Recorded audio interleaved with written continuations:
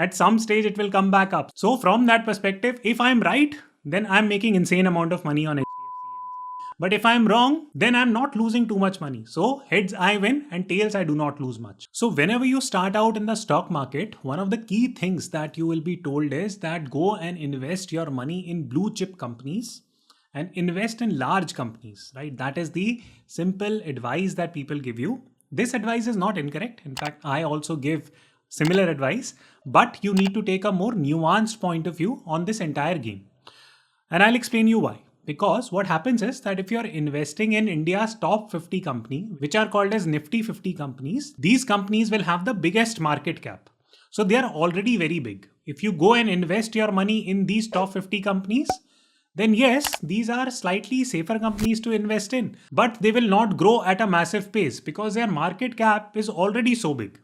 So in order to explore growth, if you want to grow your money sensibly, then what you need to do is that you need to take sensible risk. So on this video, I am going to show you a very sensible strategy of exploring growth along with mitigating your risk.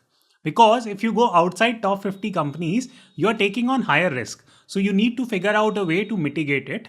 And I will talk about the principle of Dhando investing, and I will contextualize this framework to non-top 50 stocks in India. So with that said, let's get the video started. So in case you're not interested in theory, just move on to the next section. Not a big problem. Just look at the application part. So here is the principle of Dhando investing, and Dhando investing principle has been suggested by an investor or legendary investor called as Mr. Mohinish Pabrai. He's an Indian American billionaire and he has written a book called as Dhando Investing. So in simple terms, the essence of the book can be captured through this quote, which says that heads I win and tails I do not lose much. Right? So what does this simply say? It says that, hey, you know what, when I invest in certain things and if my bets are right, I'll win a lot. I'll win a lot of money. But if I lose, then I'm not losing insane amount if my bet goes wrong.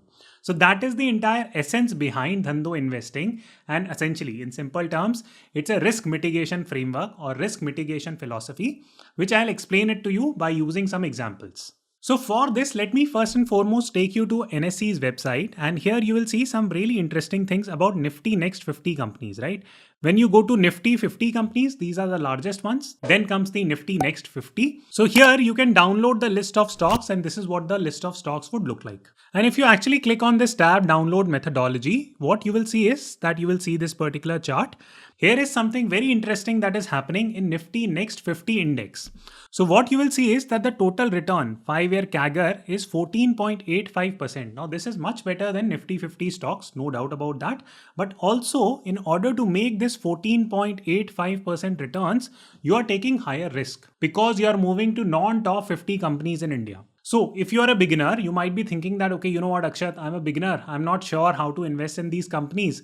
Then what can you do? You go via the mutual fund route and invest in Nifty Next 50 companies. This will give you exposure to all Nifty Next 50 companies. You can check the links in the description box about Navi. They are the sponsors of today's video, but the interest of full transparency, Navi is a wonderful mutual fund because they are charging one of the least expense ratios on your Nifty Next 50 mutual funds. So Navi is coming up with an NFO on Next 50. So please check the link in the description box for more information. So from that perspective, it's a really good mutual fund. So you can go and check out the links in the description box. Now over to slightly more intermediate and advanced level users in the stock market. Now you will say, Akshat, great. Now tell me that how I can invest in Nifty Next 50 stocks directly and what are some of the key points that I should keep in mind.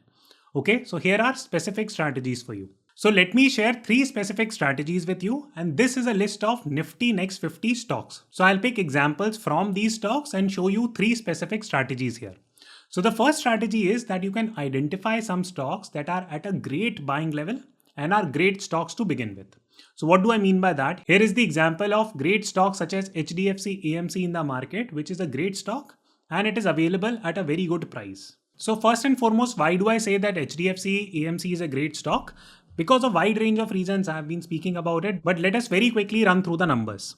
So 2016, the sales were 1490, right? And it has been growing ever since. Only during the 2020 period, it suffered a little bit because of the COVID. A lot of people withdrew their money from the stock market because the stock markets were falling and people were generally iffy about it. Number 2, there has been a lot of increased competition in the AMC space. I've been saying it, but that does not mean that, hey, entire HDFC AMC's business will go away, because this is a deeply under-penetrated market. So there is room for a lot of players to come into the market and claim their stake. So from that perspective, there are no fundamental problems with the business. Look at the operating profit margin. This is like even greater than like tech company profit margins, which is insane, right? Look at the net profits. So super profitable companies, sales are growing, industry is growing, everything good, right? So it's a great stock from that particular angle. Now let us quickly check the recent performance of the stock. How far is it below? So this stock is currently available at approximately 29% discount from its recent high. Now you might say, Akshat, this looks very scary. Can you talk a little bit more about it? Okay, so let me talk about it. So look at the number of times the stock has fallen a lot, right? So this was COVID period. So we can probably, the stock fell quite a lot here. The stock fell quite a lot here. The stock fell quite a lot here, and the stock fell quite a lot here, and the stock fell quite a lot here. So these are some of the major falls of the stock. So one time it fell by 36%, then it fell by 25%, then it fell by 40%, then 16%, then 17%, and now again approximately at the bottom, it was available at 34-35% discount. This is not the first time that HDFC AMC Bank is taking a hit. But every time it takes a hit, it gets back to this 200-day moving average line, right? And look at the fact that how far away is it from its 200-day moving average line. So there is good 20-30% gain sitting right in front of you. You just have to pick it, right? So it's literally like free money in my opinion. I'm quite certain that HDFC AMC stock will come back and make its new high also. So the first concept that we covered about Nifty Next 50 stocks is that great stocks available at great buying levels.